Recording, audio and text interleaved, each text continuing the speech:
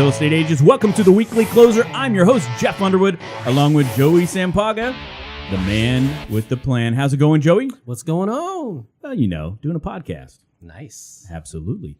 Have an awesome guest with us today, Daniel Barraza. How's it going, Daniel? Really good. Good to be here. Thank you for having me. Boom. Here we go. Yeah.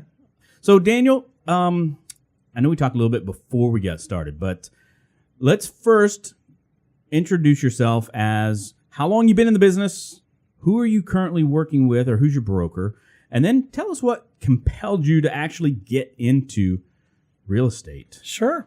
So this 31st of this month of March is going to be my 6th year in the business. I'm with My Home Group Realty. I was actually agent number 13 that signed up with My Home Group Realty. They have close to 1,000 agents now. So you're not superstitious. No. You didn't want somebody else to say. No, I actually like that number. There we go. Yeah, actually, I was born on October 13th, so that's my. Oh, there we go. That's I was my 20th, so October. Yeah. Oh, really? Cool. A week away. So 13th is my lucky number, and I was 13 agents signed up, and now they're close to 1,000 agents. I was with them.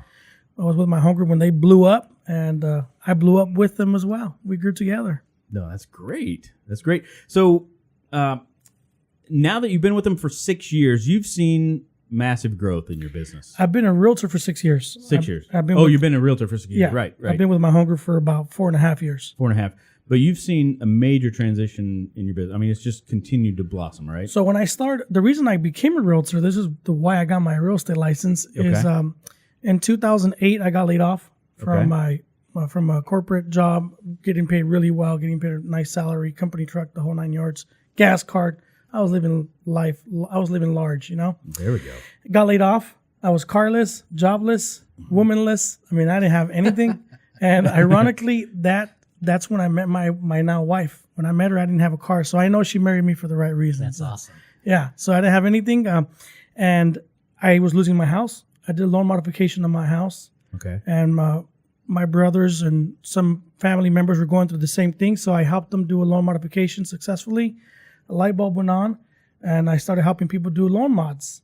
From 2008 through 2010, I did about 155 successful loan modifications. Wow. At the end of 2010, a lot of those people came knocking on my door saying, hey, you lowered the payment, thank you, but I want out.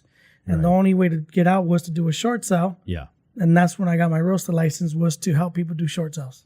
All right. So the transition from short sales in 2011 was huge. Yeah. To transitioning to a traditional market in 2013, 2014. Right. I was worried about that transition phase because obviously I got into this doing short sales. And the majority of people in the industry were saying, you're getting into this business to do short sales? You are nuts. But people were running away from them. I was running towards them. Okay. And but I was luckily, I was fortunate enough to transition into that traditional market today. Oh, good. Okay, I have something in my head that I just can't get out right now. So you mentioned Carlos, right? And that's how, and you met your wife. Yeah, I met her in 2008. So did it go like this? Hey, would you like to go out? Can you pick me up at 7? That's kind of how it worked. I'm just thinking.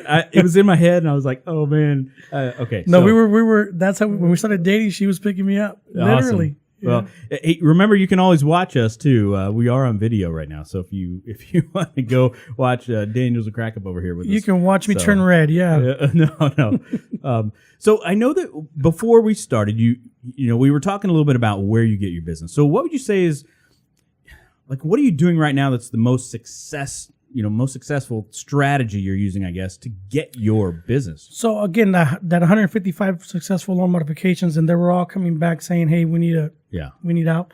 I think it was that customer service. People knew I was honest. They trusted me.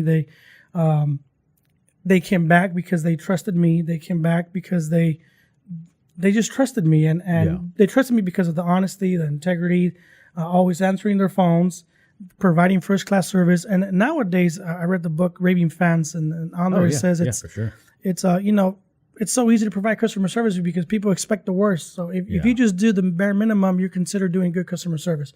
But if you go beyond that, if you answer your phone, and if you get back to them in a timely manner, if you're honest with them, if you're on top of it, you create raving fans. Right, they're not only loyal customers, but they are they're your cheerleaders. They constantly mention you and stuff like that. Absolutely. Yeah, Seth Godin would say they're your sneezers. Yeah, They will sneeze all over people for you. exactly. basically. and yeah, when a lot of times on Facebook, they tag me and I go in there, see what they tag me, and it's always one of their friends saying, "Hey, anybody know a good real estate agent?" And they're always tagging me.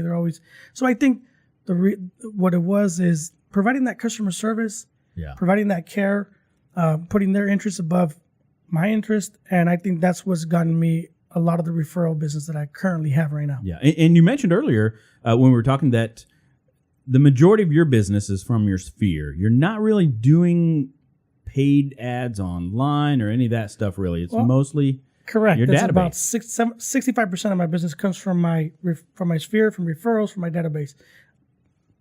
I did just start, like I told you earlier, I started Commissions Inc. Right. Just because I know that I'll get more business out of it, so I just started Commissions Inc. Yeah, having a good CRM makes a big difference. Yeah. It will going forward for you for sure.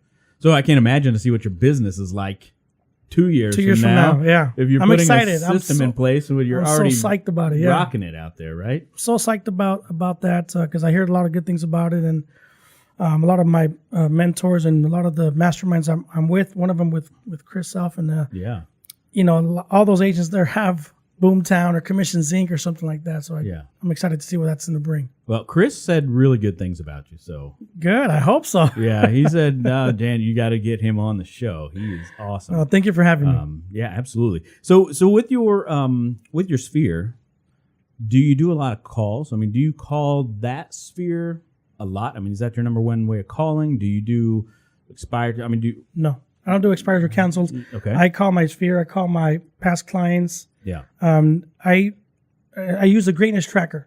That's from the core training. The greatness tracker is just like it's a piece of paper that has a bunch of boxes, and you have to call 60. You have to talk to 60 people a week, minimum 60 people a week. Wow. To have 15 face-to-faces. Okay. And break bread, lunch, or coffee with at least 5 people a week. So that's what That would definitely get you business, I think. Yeah, it does. I mean, so it's as easy as that, right? I mean, agents just need to. I was doing a podcast with Mark and Jeremy, my brokers. They have the Daily Dose. Oh yeah, absolutely. And we're talking about exactly this. I said, this is the form I use. It's called the grandest tracker. Fill it out every single week, and you'll get business. And some agents would call me or text me and said, that just seems too simple. It is that simple. I think us as realtors, as agents, we complicate the crap out of stuff. I mean, we try to overcomplicate, and it's not that. I mean, just call people, pick up the phone, call people, answer your phone, return phone calls. That's all it really takes. So the premise is, the more people you talk to, the better chance you have of building your business. Correct. That's just the bottom line. Correct. And I was reading something not too long ago, or maybe it was a video from Simon Sinek. When you're out breaking bread, right? When you're having lunch with somebody, he was talking about how making sure the person with you knows that they have 100% of your attention. Yes. So these things here, if you can see in the video, obviously phones, right? He was talking about how even if you lay the phone on the table next to you, that gives a message to this person that you're having lunch with that maybe they're not the priority right now. Even if you flip it over, if the phone is anywhere to be seen, right? I have mine out because I'm doing some sound effect things for us, but I noticed you don't have your phone out on the table. So, that's something we all need to understand. Put the phone away, give them 100% of your attention, because that will lead to a better relationship. Correct. Absolutely. And our mission statement is provide first-class service, one client at a time. And the reason I put that in there, one client at a time, because my staff, my transaction coordinator, listing coordinator, my assistant, I want everybody to know that one client at a time means when you're in front of that client, they're the only client you have. Nobody, you don't answer anybody's calls. You don't answer anybody. You're in front of that client. They're your only client. First class service, one client at a time. No, that's great. That's great advice. I like that a lot. Okay, so I know that you mostly get your business from your sphere, right? Your sphere, but you do use Facebook for some things, and are we using Facebook Live kind of for that organic? Not a lot of paid stuff, but I mean organic reach, right? Yes. So I do what's called pop buys. Okay. Okay. So, and I do this with clients who have referred, business, or who just bought their third house with me. I'll do what's called a pop buy, and I don't let them know. I just swing by, and as I'm swinging by, I have my phone out, Facebook Live, and I'll tell them, I was like, if I'm driving up somebody's driveway, does this look like your driveway? and I bring a small gift, and it can be nice silverware sets. It can be a countertop oven. It can be whatever. Right. So would that be so that could be a business to business referral relationship or a client that's Correct. referred to you, right? Correct. And you're just kind of showing up. Just show up. I can see knock on the Daniel doors. already. He's got his phone out, right? He's like, "Hey guys, we're Facebook Live right now. Look at this." Right? Well, a lot of them, I always ask for permission first. Okay, that's good. The ones I don't ask for permission, I shut the live like when I'm knocking on the door. It's like, okay, I gotta go, guys. I don't have permission. Yeah. So you don't mention anything beforehand. Right. Okay. Just show up, and the expression on their face is priceless. Yeah. I bet Priceless. it is. And then they're like, again, raving fans. They're talking about it. They're, and then other people, I'll get messages on Facebook and they say, hey, you helped so-and-so buy a house. I was like, oh, great. I'll let them know, I'll tell them thank you for sending you. And they're like, no, he didn't send me. I just saw that you gave him a gift and I thought you were the coolest realtor you're the most giving agent out there. And I was like, Wow. that's awesome, Now you just mentioned something again that anybody could do if they would just actually go do it. Right. I mean, it's right. It's That not simple. Yeah, it's just turn on Facebook Live and you can do this. I think people love Facebook Live. I mean, consumers love that because it's real. Yeah, It's raw. It's like Photoshop, right? On Instagram, you Photoshop the heck out of it. Right. This is real. There's no Photoshopping. Yeah. Well, there's a reason why reality TV is so popular. Yeah. Right. It's that, okay, what's going to happen next? Even though a lot of those, I'm sure, are staged, but Right. what you're talking is genuine. All right. So we're going to do what we call Get in the Ring with the Maniacs. Are you ready for that? Yeah, let's do it. Here we go. What's the best advice anyone has ever given you, Daniel? Best advice someone has given me was everybody who you constantly grow your database. Always grow your database, meaning somebody wants to buy or sell their house or somebody in the industry or a business person. Always grow your database and always give value to them. That's Okay. the best advice. Awesome. Good stuff. What would you say is your favorite mobile app? I think my favorite mobile app would be Audible. You get a lot of good nuggets out of it. Driving, as real estate agents, we drive a lot. So you got the book, Audible reading the book to you.